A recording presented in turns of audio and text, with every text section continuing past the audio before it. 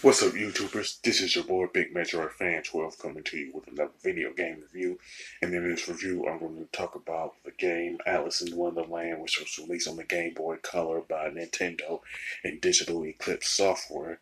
And this game is based off of the Disney animated classic Alice in Wonderland, which is based off of the novels from the 1800s, Alice's Adventure in Wonderland. And the plot of the game pretty much follows the plot of the movie where Alice's sister was reading a book. She gets bored. And then out of nowhere, she sees this white rabbit run. And she pretty much goes after him. And she falls down this gigantic rabbit hole. And when she falls to the ground, she experiences different adventures and a lot of weird characters and stuff like that. You know what I'm saying? Now, I'll be the first to admit that I expect a video game adaptation of Alice in Wonderland, mainly because there's not a lot to work with, in my opinion. But I would say there's enough for like a pretty much an animated cartoon show that pretty much follow the events of the animated movie. You know what I'm saying? But um, as far as the stages go, they are pretty. They're based off of the locations that's pretty much found in the movie, and I find it pretty much refreshing that Nintendo and digital Eclipse software pay attention to what's in the movie, and this game ended up being a faithful adaptation of the different locations of the movie and stuff like that. You know what I'm saying? Now, as far as the characters go, there's different characters from the movie that's in this game. The Hillshire Cat, the White Rabbit, Mad Hatter, and Queen of Hearts, and different characters like that. So if you don't expect it to be like other games where there's only like one or two characters in it from the movie, but with Alice in Wonderland for the Game Boy Color, I would say pretty much the majority of the characters that's well known from the movie are in this game. You know what I'm saying? Now, I would say there's like a handful of characters in the game that's not in the movie, but that's okay. You know what I'm saying? I can say Nintendo and Digital Eclipse can get away with it due to the fact that the majority of the characters from the movie are in it.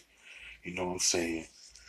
The only offense that Alice has is pretty much stomping on the heads of different enemies and stuff like that. You know what I'm saying? There's no like weapons that she uses throughout the course of the game. But if you watch the movies, the movie, you would notice that she didn't like really use any weapons to begin with. So that's pretty consistent in my opinion. Now, Alice also pretty much collects stars, but I don't necessarily know why she does it. You know what I'm saying? Probably for extra life or something like that. If anybody played it, just let me know why Alice collects stars. You know what I'm saying? Now, one thing I can say that um, Alice do have a health meter. You know what I'm saying? Where if she, of course, she takes 4 hits and she dies. You know what I'm saying? But if she finds white cards from the Mad Hatter's hat, you know what I'm saying? They will restore her health. You know what I'm saying?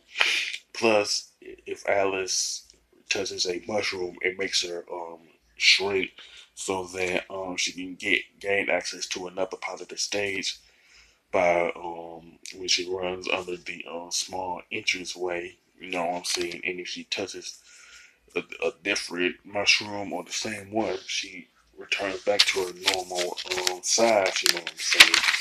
Now, the graphics and designs are okay with some very good color palettes, but I think that the graphics and design didn't necessarily age as well. But it is like pretty colorful, you know what I'm saying? Now the controls and gameplay are pretty decent, but I wish that Alice would have had like some weapons that she could use throughout the course of the game besides stepping on the head of enemies and stuff like that. I would say, I don't know, 3 or 4 weapons or something like that would have been fine. You know what I'm saying? But that's okay. I would say the soundtrack is okay, but I found it kind of annoying, and it seemed like it didn't fit with um,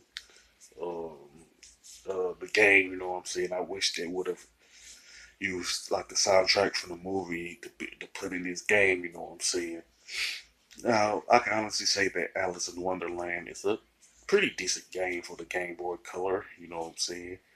And I think the target audience for this game is like fans of the Alice in Wonderland movie and like young children who happen to see this movie. You know what I'm saying? So I would pretty much recommend it for it.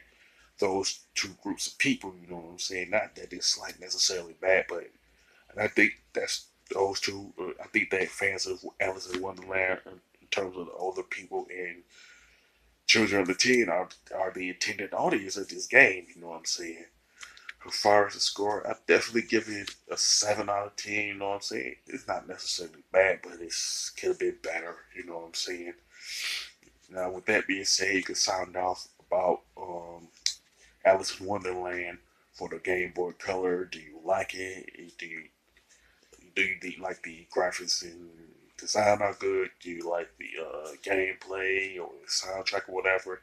Just simply sound off about the game in general. And if you happen to like Alice in Wonderland for us, the animated movie, you can also mention that too. With that being said, if you like this video, don't hesitate to click the thumbs up button. Don't forget to subscribe and hit that bell notification button. This is your boy Big Metro Fan 12 signing off.